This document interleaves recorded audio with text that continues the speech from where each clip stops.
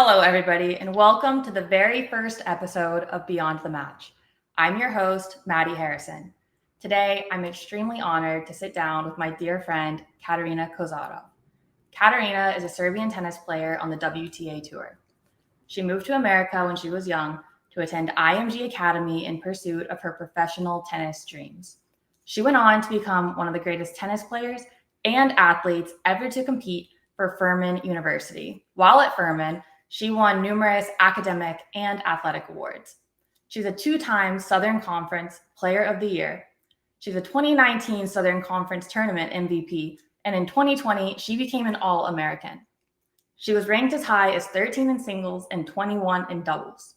Immediately following her college tennis career, she began competing on the pro tennis circuit. Thus far, she's won 2 singles titles and 4 doubles titles, and been ranked as high as 302 in singles and 288 in doubles.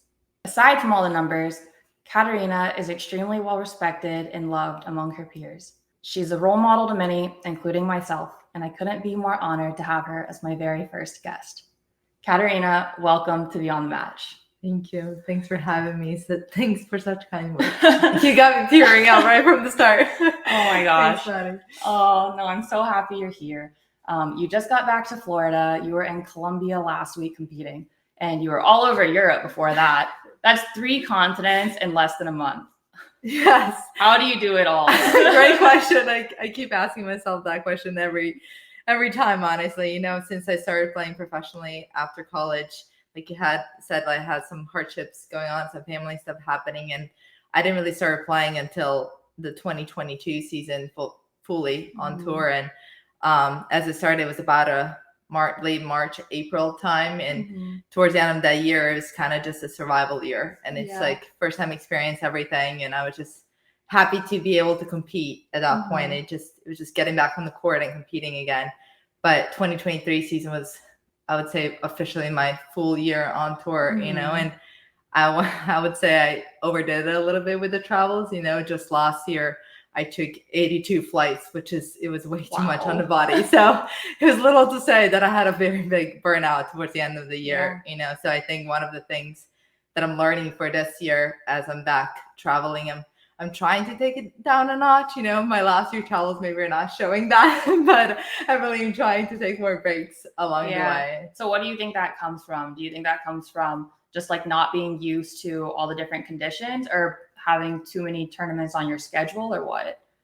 I think it's very easy to get caught in chasing points, defending points, you know, constantly be like, oh, I want to go play this tournament, right? Because ITF tournaments, they come up quite late. We don't know about a month or 2 in advance, right? And it's always very last minute planning. And you see something, you're like, oh, I think this would be a great chance, you know, for me to go play. And there's so many things and so many variables that go into it that I think at the start, when I started playing, I didn't really think about it, right? Like whether it's food, different culture. Like when I go to Asia, I love Asia, but I unfortunately never had really great results there, and started wondering like, why is that? You know, different players playing there and different styles, and so many things that go into when you're competing that I think the first year out, when you're just trying it all out, experiencing for the first time, it's like, oh, I got this, you know, it's just tennis all around, but there's so many things that actually go into it. So now as I have more experience throughout these tournaments, it's like, now let me take a step back. Let me see what I want to kind of prefer, which conditions I want to play in, and where it's really the right choice to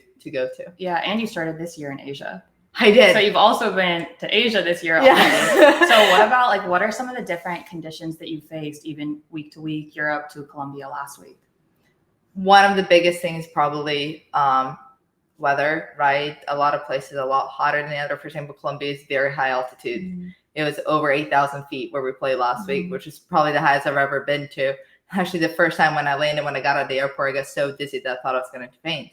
I was like, what is happening to me, right? It's your body having to like step out of the airport. It's like, I got 2-3 days. Let's get ready. Let's get moving.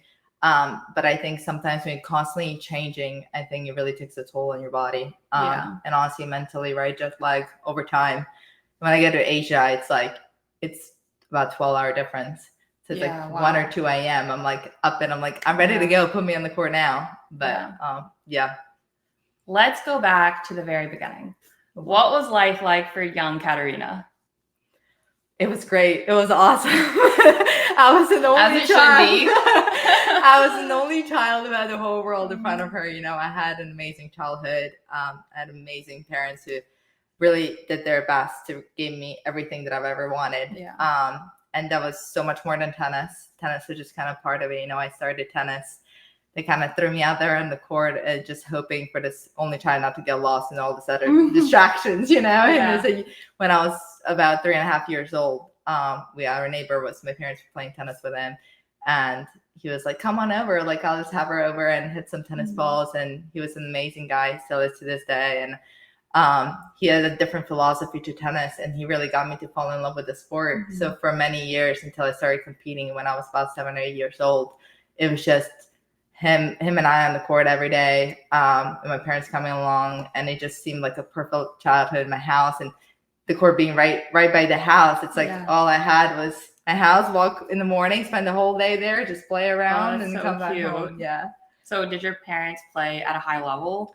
No, actually, neither of my parents were ever athletes. I always joke around. I have no idea how I got here sometimes, because I always say, I don't think I'm really mostly a genetically athletic person. I definitely have other attributes that got me to be at the professional level where I am right now. But my college teammates will know this, but I always struggled with my running, and I was always way behind, and at the start people didn't believe me, but it's just because I was never really pushed from that area physically. As a child, I was always a bit of injury prone and always kind of taking it easy, But when I started getting to college in 2016, it's kind of like, bam, like you go right into it. Yeah. There's no slowing down. You have to keep up with your team. You have to push yourself for the team. And all my teammates were very fast. They ran track in high school, most of them. And I was like, oh, it's at the back of the stadium, like on the other side of the track. But, all that pushing and all that pushing beyond the limits eventually led to the success and led to the results that I had in college. Yeah. So in your ebook, which was absolutely amazing, I think it's so insightful and would benefit so many players and parents and coaches all to read. But in that, you call yourself a chubby kid who is unathletic with a big dream. Yes, your words, not mine. So at what point did that shift? Because even getting to the D1 level is so impressive. So at what point did that shift? Right. I definitely was a chubby kid growing up. I love to eat. I still do. But I was, I was never really pushed from, like I said, from the physical aspect. And tennis it was a game I loved. But when I was growing up, I was a chubby kid who always stood in place and just knew how to hit the ball really hard. Like I would just hit it. I was like, if it goes somewhere, I'm like, I'm not ready for that ball. Someone else got this. But I think things changed when I got to the IMG Academy, for high school. That was the biggest transition that I took. I was only 14 years old. I left my mom behind. My dad came here with me, which was probably the hardest thing at the time I had to go through, because I was very, very close to my mom. Yeah. And leaving her behind took a huge shock on me. And of course, different culture, different everything, getting used to here. But when I got to Academy, there was this ambition and this atmosphere to just inspire you to get better and work harder. And after all those hours and work we put in and coaches we've been in, you were in it with me, right? That feeling and years in that feeling and years of working like that, and that work ethic eventually leads you to where you want to go. Yeah. So you're Serbian, but as you said, grew up part of your childhood in America. Numerous of my other friends who also are from other countries, but moved to America for tennis, now that they're older, they have this kind of like mixed sense of identity. Do you ever have those sorts of feelings at all? For sure. I like to call I'm always somewhere, because back home, my friends always joke, they're like, oh, you're so American. And then here, people are like, oh, you're Serbian, And I'm like, and I'm never going to find myself somewhere. I'm like somewhere in the middle of Atlantic Ocean in between. And I think over time, there were years when I really struggled with that, kind of trying to find where I fit in. But I think the beauty of nowadays culture and how society works is that we're all embracing who we are, and we're all different, and we're all unique and special in a way. And I do view that both of those sides, I'm always going to be Serbian, but I am aware that I'm very Americanized. So I do think there's benefits to having both of those perspectives. Yeah. No, so I'm proud to embrace both of the sides. Yeah. How does that affect your sense of belonging whenever you play, say, Fed Cup and you're representing Serbia? I love that. That's always been the biggest dream of mine, representing a country. I'm never going to forget the first time we walked on the court. We were playing against Mexico when they played our national anthem. I feel like it's impossible to describe that feeling. I just started tearing up. And to dream it, I feel like that's one of the biggest dreams you can have as an athlete, is to be on the court and represent your country. And I was a very, very proud moment. Yeah. Well, congratulations for accomplishing that, because I know it's always been one of your big goals and dreams. It really was. Thank you. So let's talk about college tennis. Okay. You had the college tennis career that most players dream of, not only ranking wise, but you won so many awards for your school and you really went down in your school's history books. What were your expectations going into the world of college tennis? I don't think I had any expectations, because at the time, I don't think I really knew what I was signing up for. As an international, we were all very, at the academy, we were like, oh, they're getting you ready for college. And I was like that too. I still didn't even know like what we were going to get to. Yeah, so I was like, I have no idea what's going on. And especially because I had a shoulder injury at the start of my senior year, and all of my friends at the time, they were all signing in November. And I'm like late November, just now trying to get my college video going. And, I think at the moment, now looking back, I'm like, how was I not panicking? But I think it's because being oblivious to what's actually going on, and I get very, very lucky with finding a coach who is very determined in helping players and growing them. And especially to this day, he's still my coach. So after all these years, he's really helped me develop into the player and the person I am today. But at the time it felt like a huge risk, because I had just limited amount of weeks to visit a few schools and kind of make the decision. And what other schools did you look at? I was mostly looking at schools up north. I was my mom being a doctor, she was very into me doing well academically, and both of my parents were actually really pushing for my academics. So to go, they had no idea what Furman, like they didn't know that school existed. And honestly, I didn't either until Adam Harrington called me and was like, I'm the new coach at Furman University, So where's that? What is that?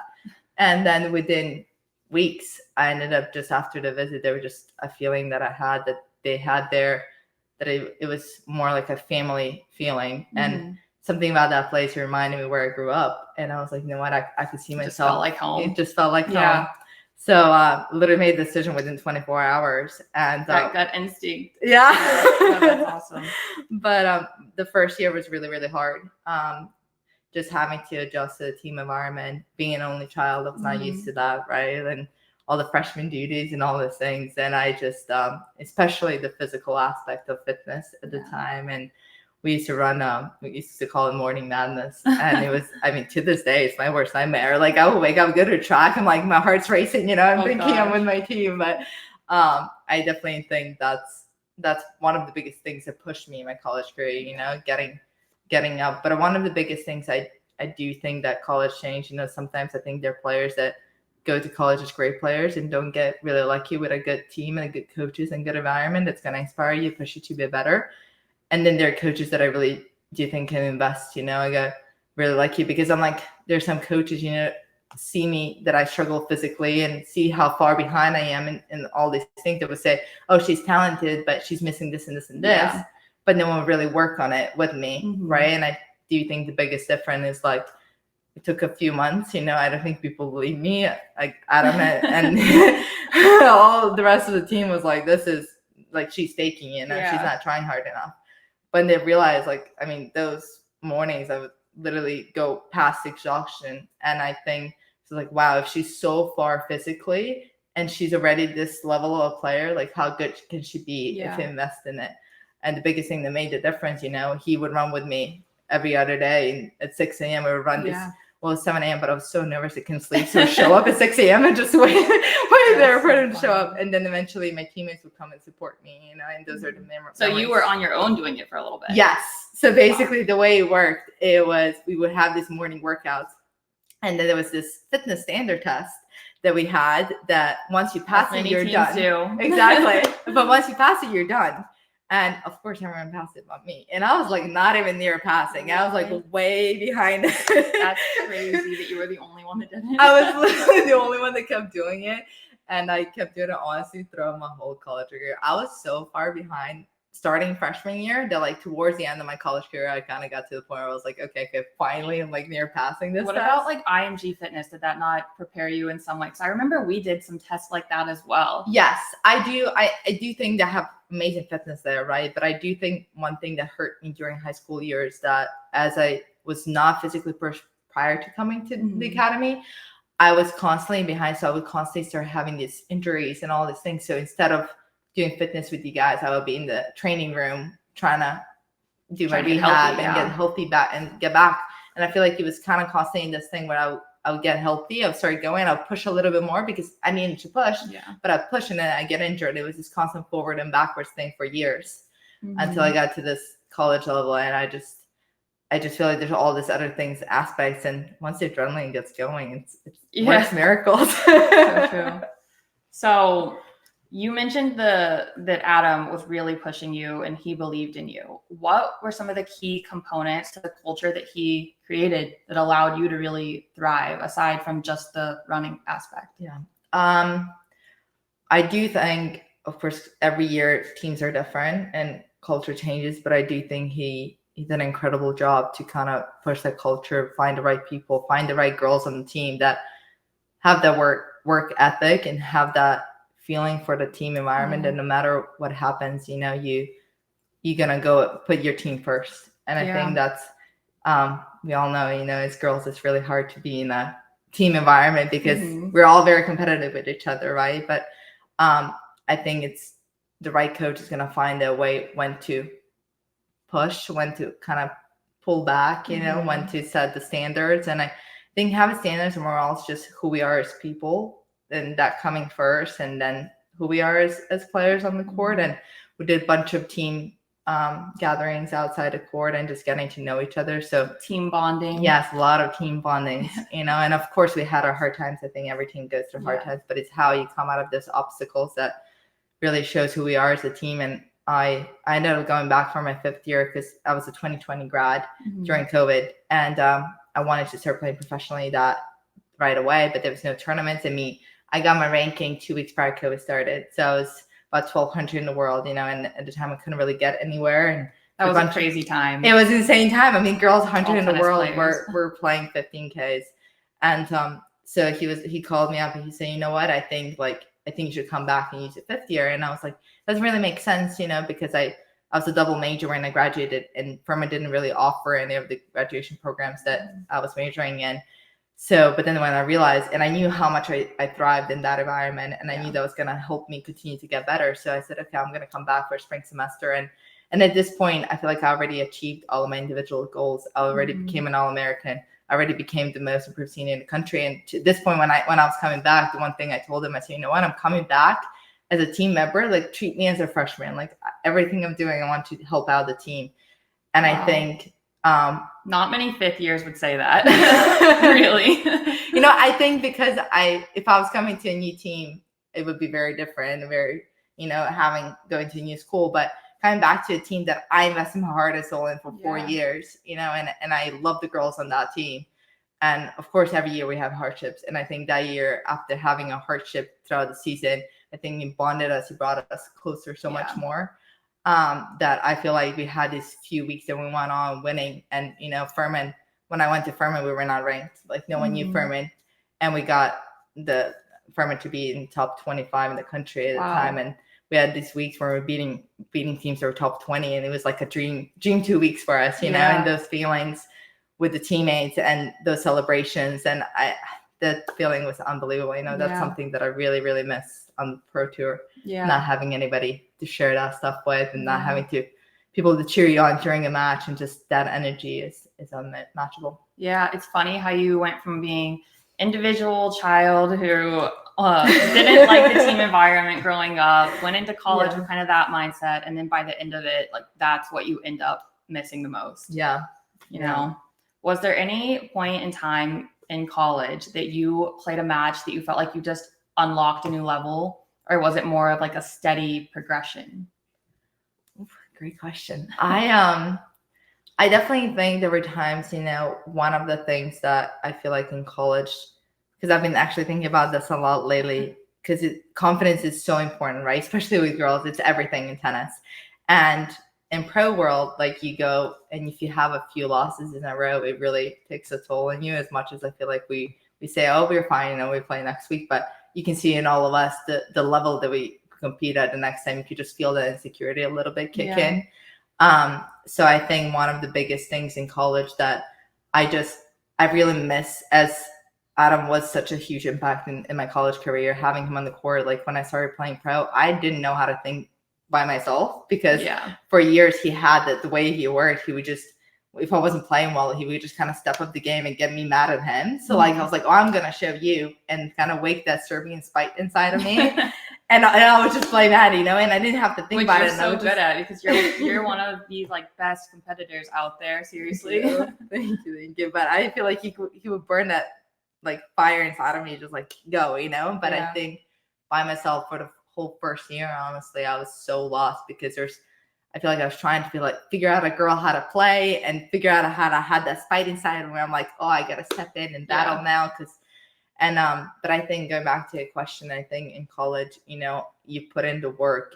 I think sometimes, a lot of times now, all of us college players, when we start playing pro, we really miss that daily work, right? If you had the right coach who's willing to invest in you, we did individuals all the time on top of team stuff. So having the belief in you that you put in the work, that you put hours on the court every day, and you have everything right there for you, right? You live in the perfect environment where you have all the resources, everything, you have the food, people bringing you stuff, you have stringing your rackets strong every time you need them, like you got physios always around you. It's always a little things, right? And now I have to go always on my own. I'm like,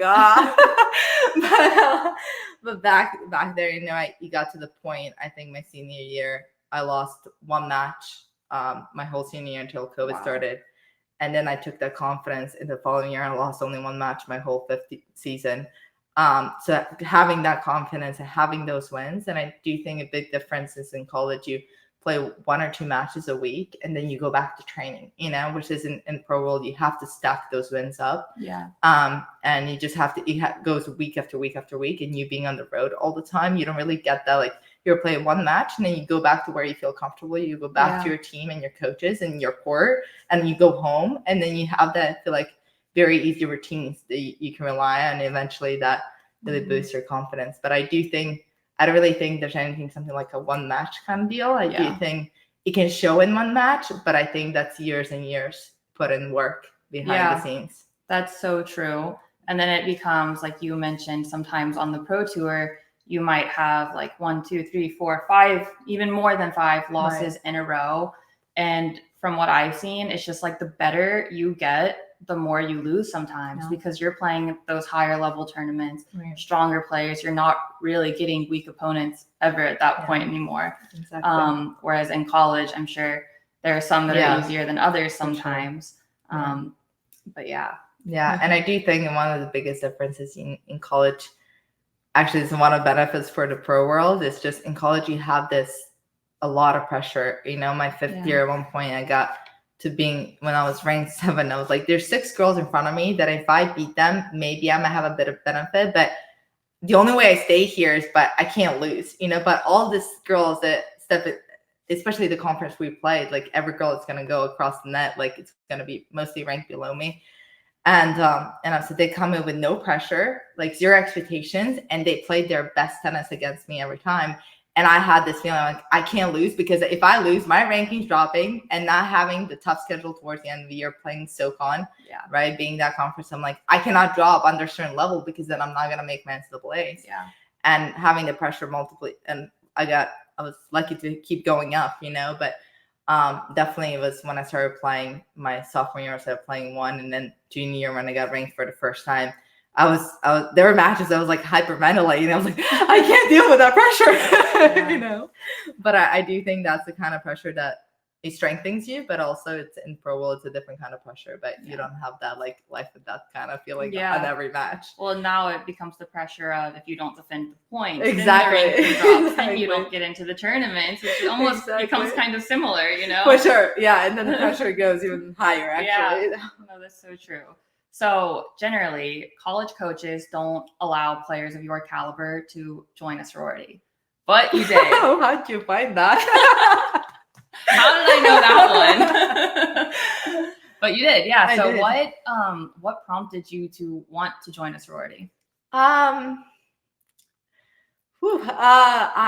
So my freshman year, I feel like personally, I don't think I was a really great teammate just because I was so overwhelmed with all the freshman duties, and I don't mean that just through tennis. I mean that as a student, Furman's a very hard school. Yeah. And on top of that, physically, I was always exhausted. I wasn't used to only sleeping 5-6 hours a night, trying to keep up with schoolwork and then being on court for multiple hours a day. On top of that, we did that at the academy, but I just here the intensity of everything was so much higher. So I feel like I was out in the left field my whole freshman year. And when I came back, I was training there throughout the summer, which really helped me develop my game, having those one-on-ones with the coaches. And then coming back in the fall, we had a bit of a different team. I said, every year team's different. And I just felt like the team environment really shifted. There was a lot of hiccups and a lot of tension between the girls. And one of my best friends to this day, she was a senior at the time, and she was leaving to go abroad for a semester. And I was telling her how hard of a time I was having, still finding ways to work through that environment of a team environment, right? And I was like, I don't know what to do, and I am a very social person. I do like to talk to people, and I just think it's in the way you still have your guard up a lot, and that's not true friendships. And so I was telling her, I'm not gonna have anywhere really to open up to. I'm really gonna miss her. And at the time, she was living with with some of her best friends and her roommates were 85 girls. And she said, you know what? How about I talk to my roommates? I'm sure they would love to have you. I'll go, no. That was You're like, what? Yeah, and especially because that was the one thing I always said no to. I never say no because you never know what life's gonna throw at you. But joining a sorority was always a no. I was like, no, I want to. That's on me, And but I do think when I ended up talking to her roommates and they explained this whole different side of sorority, and there were so many amazing things they did as a sorority and amazing girls that were part of it. And I do think, I don't know how it is at other schools, but that was a beauty of being part of such a small school. So that year, I ended up joining, I don't really know how to call it, but it wasn't that. It was just two of us, it was kind of like a lucky spot. Two girls fell through, and then there was two spots. And then me and this other girl, who's actually one of my best friends to this day. And I feel like that's one thing the sorority got me was my friendship with her. And so I'm always going to be grateful for joining. But I think over time, and I'm still in touch with some of the girls there. And that was my sophomore year when I ended up joining. And I kind of didn't tell my coach, and just kind of showed up in his office. I was like, so I did a thing. You didn't tell him? I didn't really tell him because, oh my gosh. Because I was a little bit frustrated at the time. I was still learning how to work the selfless team environment. That's one way to do it. Do it and ask for forgiveness instead of asking for permission. Yeah, kind of. I hope you don't get kicked off the team. Yeah, literally. But I was like, I was really thinking, because it happened all throughout a few days. And my friend Lamy, she was like, no, I really think this is going to help you. And when I met the girls, I love the girls that were part of the sorority. And I kind of, the way I was telling them, I said, of course, this is unfortunately not going to be my priority. Tennis and school are always my priority. So this can't come in the way of that. And obviously didn't go through initiation yet or anything like that. But when we ended up actually coming to agreement, right? This is how we're going to do things. That's when I went to my coach's office. I was like, so I'm and I think I still regret not really being like, can I do this? Because I was afraid of a no answer, it wasn't. You were still in the only child. Yes, I was like, I am doing this. I was like, but before you say anything, it's never going to come in the middle of this. I mean, you should have seen his face. He turned purple. He was like, I cannot believe. I can't imagine. Yeah. But amazing that you did it, because there's such a stigma around it. I feel like especially for not only athletes, but especially athletes of your level, that it's it would be like sorority, what, ew, kind of thing. Yeah. But do you think that more people should be open to it, and more coaches in Division I women's tennis should be open to allowing their girls to do it? Yeah, I think that's a tough question, because I got very lucky with my example, because I met the girls, the sorority I was in, the 85, they were very welcoming, very warm girls who were very supportive of my career and academic and tennis. There was one point, I remember my sophomore year, that it was about 20, 30 girls that came out with some signs cheering me on during one of our biggest matches. And it was like, and this is what it's meant for, like to create this kind of bonds and then we kind of be there for each other. And I do think, because I was very involved my sophomore year when I joined, and then throughout time my tennis as I started, because I didn't get ranked until my junior year, but that junior year, having to play all those individual tournaments in the fall, I got to miss a lot of, and I was in the business block, which is like the hardest semester for my business degree. I had too many things going on, so I kind of had to withdraw a little bit from that aspect. As that was my promise to my coach. I said, I promise you that whenever I feel like this is going to come in the way of my academics in tennis, this is going to, like, I'm going to press pause and, kind of just go. I don't want to say deactive, as I was part of it. I was trying to do my best when I was on campus. I was seeing the girls and helping them out whichever way I could, but I just feel like I wasn't able to be as involved as maybe I would hope to be if you're part of a sorority. But were they like quite understanding? They were completely understanding, but that's one thing that I feel like it's quite hard to encourage someone else, because I know some examples of our sororities, they were very harsh on their standards. They weren't willing to really change that. So it is a bit of a tough of a question, but I definitely think that having meeting more people, because when you're in college, now when we're older, you're like, how do I meet people, And right? Back then, I'm very grateful for those friendships. And they taught me so many lessons, and they kind of showed me ropes to other things that I never knew existed. Yeah. So I am really grateful for that. What advice would you give to people who are getting ready to go into the college tennis world, but maybe aren't yet aware of some of the challenges that they're going to face?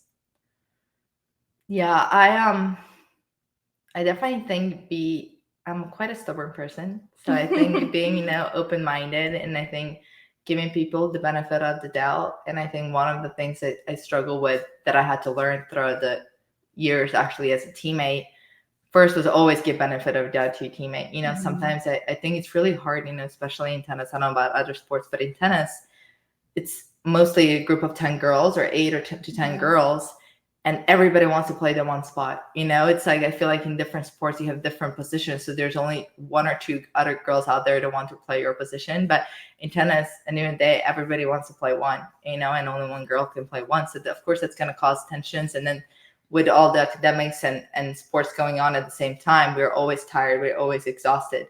So I think it's very easy to go, oh, no, I don't want to listen to you. Like, you're not right. This is how I'm doing this, and I'm the one at fault.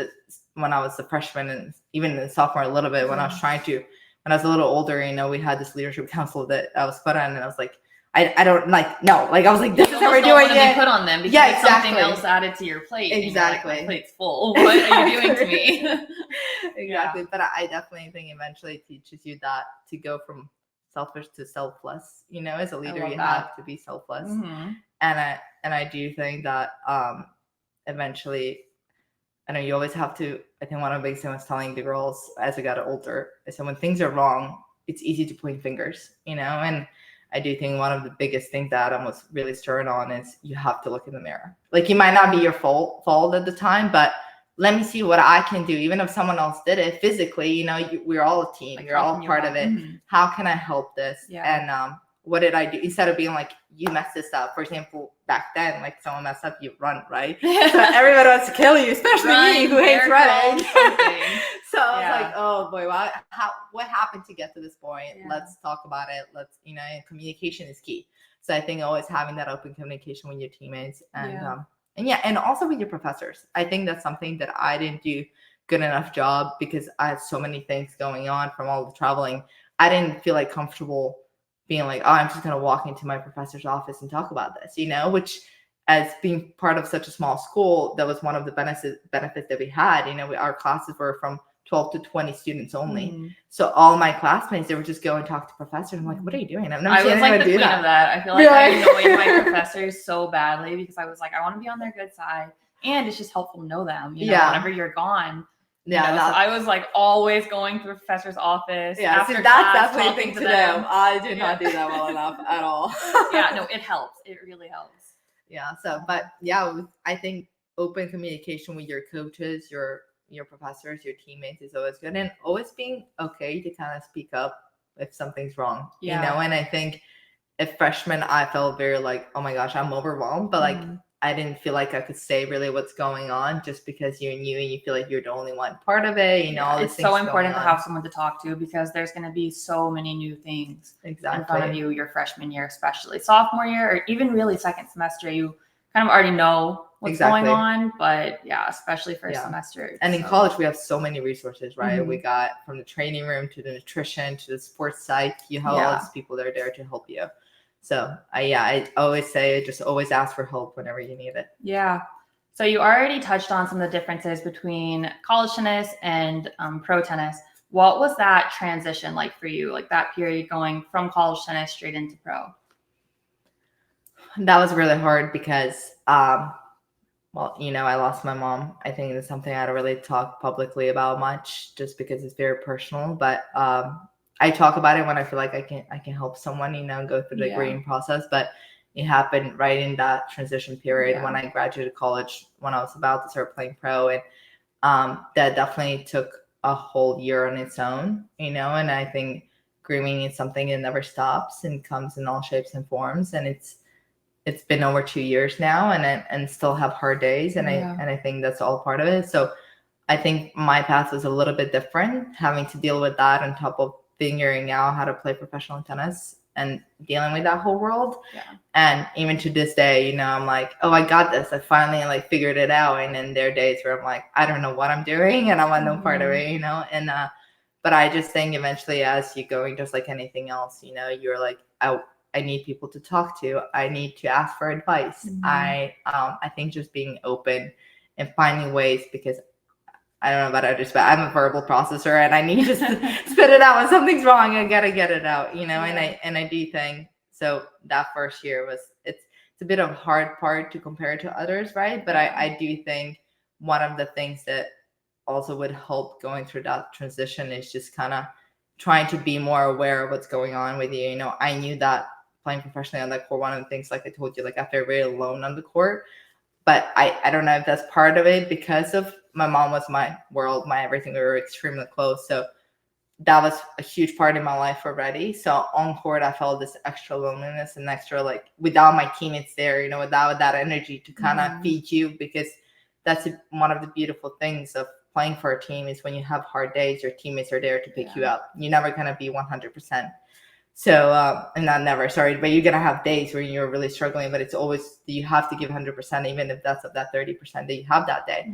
But it's your teammates that step in when you're having those days, right? And lift you up. Exactly. Get back to your 100. If you have the right culture and the right people around you, right? And I think having to create that, it took me a bit of time, but just being aware that every path is different, every path is unique. And I think one of the main things is that you find people that are going to have that for you and they're going to lift you up when you're down, and people that are going to support you and push you, because it's so easy to get in your head when you're constantly on the road traveling by yourself and you're constantly trying to do, at the end of the day, you're the only one out there competing, right? You can't have your coach next to you. You can't have your teammate cheering you on the sideline. So at least not the ITF level, right? When you're starting. It's now the rules are it's kind of maybe you can't, because depends what tournament you're playing. Right. But so even from whenever you and I started college, mental health has become so much more normalized to talk about. So whenever you feel those things, like feelings of loneliness on court, even,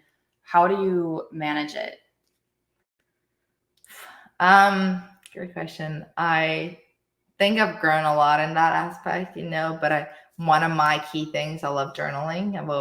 That's one thing I would always suggest to anybody doing. And of course, talking to somebody, talking to a professional about it always helps. They always have this perfect ways of finding things to help you work through it, and it starts with being aware of what's going on. And for me, that's journaling. Sometimes when I write out, I have all these thoughts, I feel so lost. And then when I kind of blur it all out there, it's like, okay, this is what's going on. And I think I've talked to enough professionals this time that were like, okay, this is what I should kind of do if I don't have a chance to talk to somebody at the point. But yeah. That's so good that you found a way. And I also love to journal. And I always think it's so funny whenever I find an old journal and I look back and I see the dates and it's like, okay, February 2nd, 3rd, 4th, 5th, 6th, 7th, 8th. And then it'll be nothing for 3 months. And then it'll be June 7, 8, 9, 10, 11, So it's whenever I feel like I need it, that is something I can do. And I kind of know that's something I can always fall back on Yeah. that helps lift me up. But For again, sure. like I used to not do that until I had that recommended to me by someone.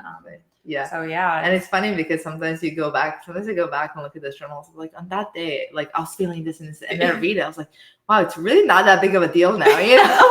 It's so funny how like the importance of things change, and you're like, why did I even care? Yeah, why about did I that? care Why did that I waste much? my That's energy? so you know? yeah, exactly. Oh, that's so funny. So as I said earlier, you've won 2 pro titles in singles, both Colorado. Yes. What did you feel whenever you won your first title in Colorado?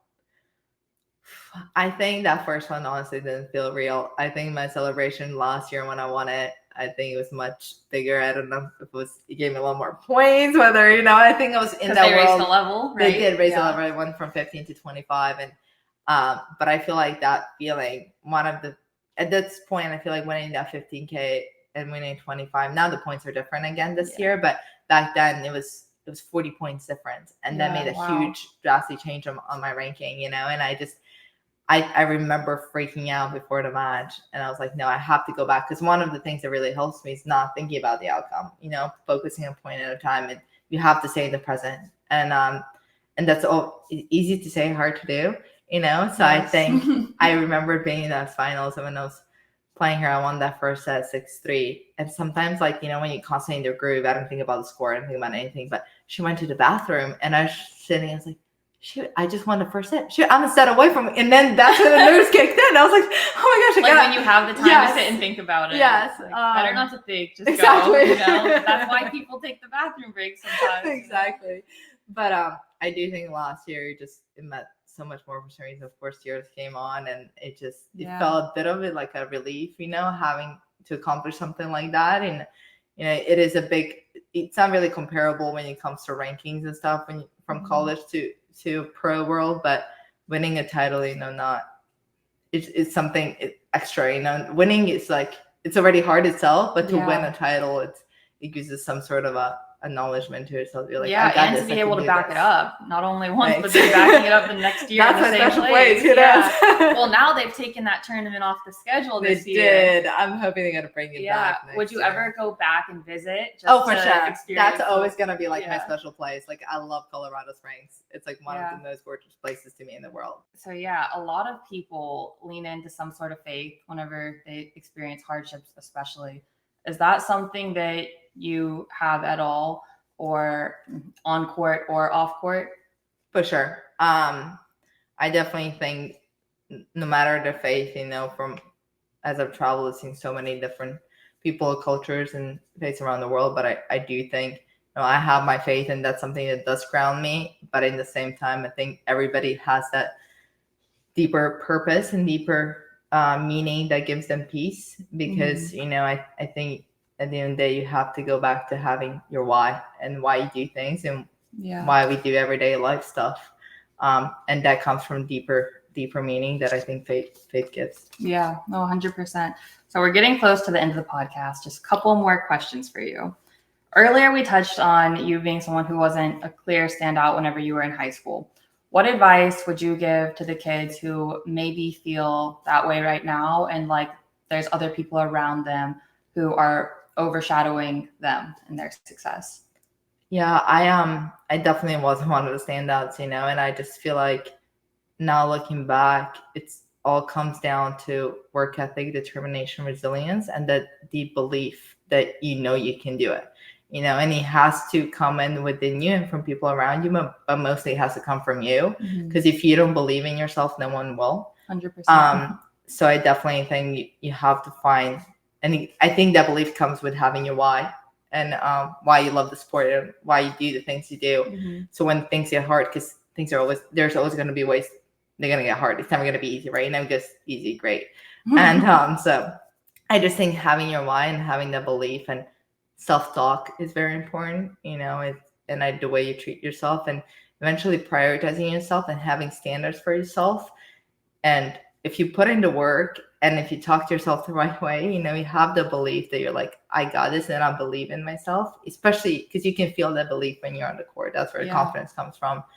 And I just feel like with over time, it's it's easy to give up earlier, right, when you lose your results, but it's people who stay resilient through those tough times and see the longer path, and remember that every path is different. Like if I could have given up a long time ago because I wasn't seeing the results, right? And I do think you should stay with it. And you know, of course you can't ever do it alone, so have the right people by you. Eventually throughout time, I do think everyone can accomplish whatever they set their mind to. 100%, especially now you're seeing the longevity in the sport going so much more. People are playing later and later, which is so amazing to see. But no, it's so true.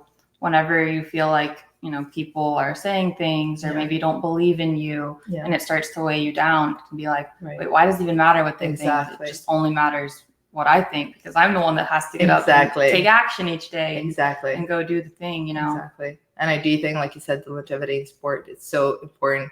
Actually, the other day, for the first time, I had someone, you know, when I started playing college, the mindset was, oh, she's going to college, she's done with pro, like she's never going to try it. But I think during my time at college, a lot more college players started playing professionally and they've had some incredible results, right? And there's now everyone's going to college with the belief that they can play pro. And that's kind of the path, like the way they choose college that's going to help them be a stepping stone for their pro career. Right, especially like you touched on all the resources. Exactly. So many resources that can now help people go from college to pro. Exactly. And I would always be the first one to advise anybody, find the right environment. College is going to help you get there, you know?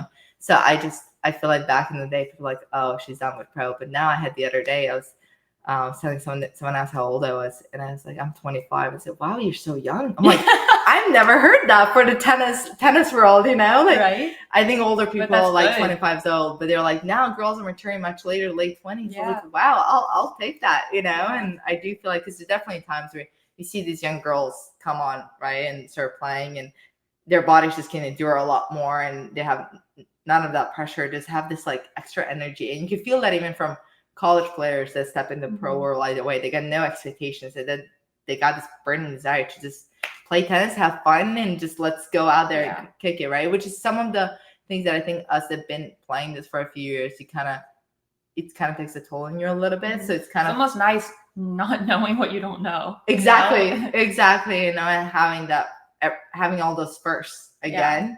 So yeah, but now having that working, I think it's key to always, it's one of the things I'm always trying to work on, and have that kind of rekindle that fire inside of you, you know, because again, remembering your why. Exactly. Remembering your why, which is so hard to do when you're literally, people ask me where I live. I said, I live in a suitcase. I'm literally really never unpacked. I'm always like, I live in Airbnbs. Yeah, I mean, you've done it with me. We've done it together. And there are times where you get sick, right? And you're like, I flew across the world and I can't play. What do I do? Yeah. So yeah, just kind of finding still that fire and the love for the sport in the midst of everything going on and having to plan everything. Because at the end of the day, the most important part and most fun part is playing tennis.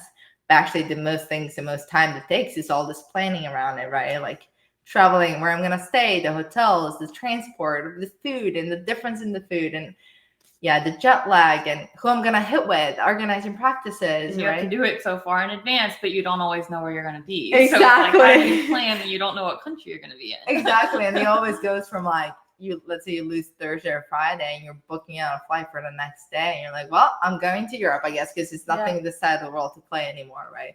So I think just I was such a type A person. I still am in a way, but I'm working on it. And I think it's letting go, try and have those long-term plans. You know, yes, you have long-term goals, but I think being like, this is what I'm doing this and this day, I don't think it's really possible in this career. And I think people around me, you know, all my friends, none of them are in this world. So I think eventually throughout the last few years, they had to adapt to be like, I'll see you when I see you. And we all know that we're going to do more than we can to go above and beyond to like kind of keep that in touch.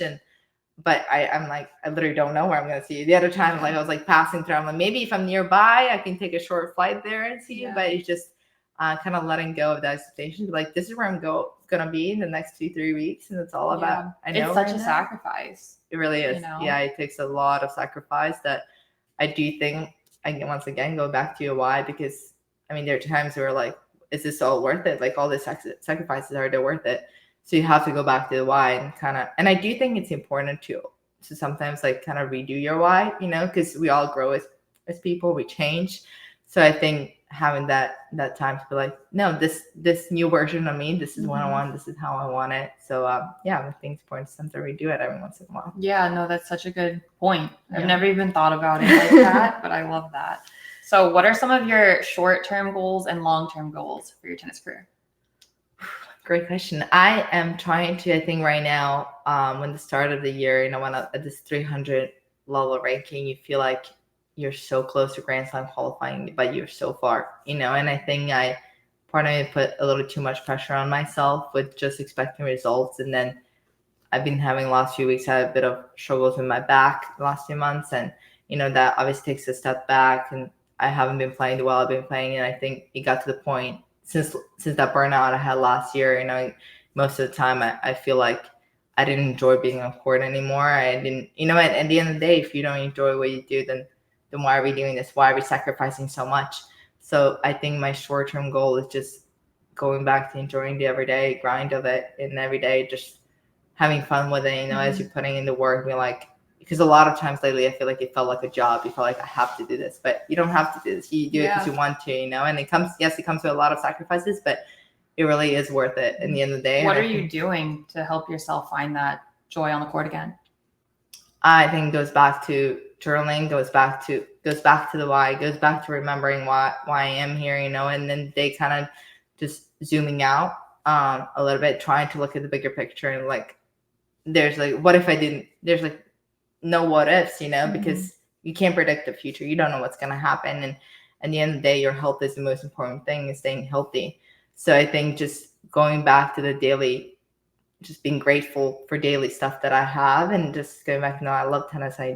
We have come so far already, and I have done a lot of things that I haven't always dreamt of. And in a way, I am living the dream. Yeah. I think that's easy to forget when you're living in it every day on the grind. So yeah, and even sometimes acknowledging the things you have accomplished, giving yourself credit. I feel like what makes so many tennis players great is almost not doing that sometimes, and feeling like they haven't accomplished enough. And so that's what keeps pushing them to get to something greater and greater and greater.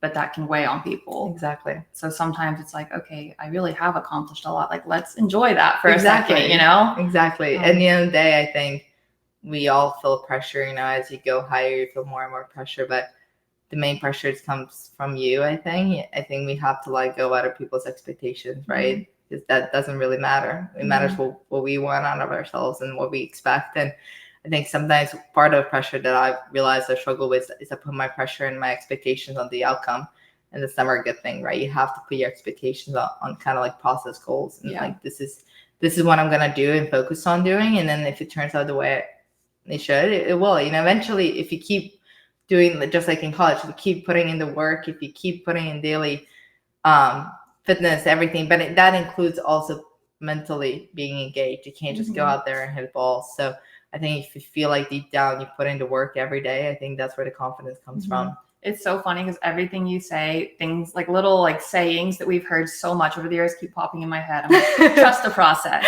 quality over quantity. Those are things we've had ingrained in us, but they're so true. And you hear them so much that it can almost just sound like, another phrase, but they actually have a lot of meaning. And I can't tell you enough how many times, lately I've been talking to my coach, and he's like, I've been telling you that for years. I'm like, I know, but it had to click in my head by myself. I had to come to this decision by myself to be like, no, this is what I'm going to do, right? Because at the end of the day, the only way we keep doing something and have that sacrifice and have that why, it has to be our why. It can't be someone else's why. We can't be doing it for our parents or our grandma or somebody around us. We have to do it for us.